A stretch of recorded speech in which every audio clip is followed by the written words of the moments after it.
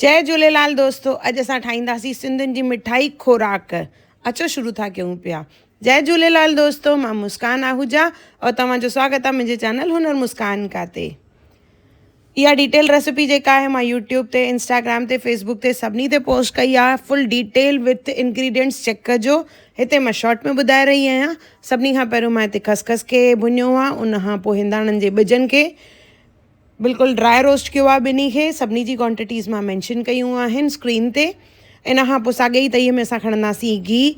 उन में असांखे खोण खे तरणो आहे। खोण जेका आहे हमेशह घीअ में ई तरबी आहे। इहो पॉपकॉर्न वांगुरु फुंडी वेंदी। ॾिसो हिन तरह हिनखे हिकु बाउल में कढी रखंदासीं। थधे थियण खां पोइ हिनखे पीसींदासीं।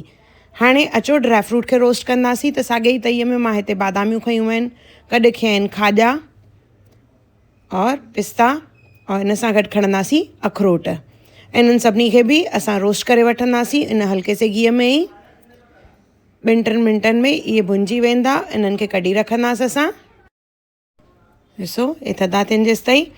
हाणे खोण खे बि पीसे वठंदासीं। इहा थधी थी वई आहे। हाणे हिकु तई खणंदासीं, उन में विझंदासीं 200 ग्राम घी। उन में असांखे अटे खे भुञणो आहे। खोराक जेका आहे उन में अटो पवंदो आहे। त हिते अटो जेसि ताईं भुञे तेसि ताईं ठाहींदासीं चाशनी।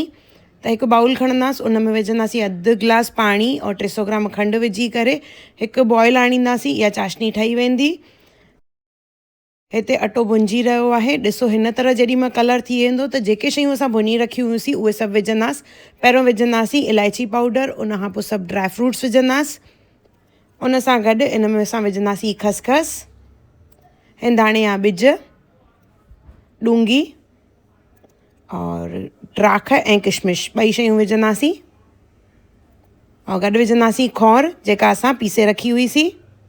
इन्हनि सभिनी खे चङी तरह सां मिक्स करिणो आहे। और चाशनी असां जेका रेडी करे रखी हुईसीं उहा हिन में विझणी आहे। पहिरियों चङी तरह मिक्स कंदासीं, उन खां पोइ असां हिन में चाशनी विझंदासीं। चाशनी विझण खां पोइ बाहि खे सिम रखी करे असां हिन खे कंटिन्यूअस मिक्स कंदासीं, जीअं हिन में ॻोड़ा न थियनि और सॼी चाशनी जेका आहे एब्ज़ॉर्ब थी वञे और हिन मां घी निकिरणु चालू थिए। मतिलबु इहा परफेक्ट पॉइंट आहे। इनखे असां सेट करण लाइ थाल में विझंदासीं और हिन तरह खुरपी या ग्लास सां प्रेस करे हिनखे फ्लैट कंदासीं। मथां थोरो सो ड्राई फ्रूट विझंदासीं। हुनखे थधो थियण लाइ रखंदासीं। थोरो थधो थी वेंदो त उन खां पोइ हिन में मार्किंग कंदासीं और 2 कलाकनि खां पोइ असां हिन मां पीसिस कढी करे इनखे यूज़ करे सघंदा आहियूं। असांजी खोराक तयारु थी वई आहे, ॾाढी टेस्टी। ज़रूरु ठाहिजो, कमेंट सेक्शन में ज़रूरु ॿुधाइजो।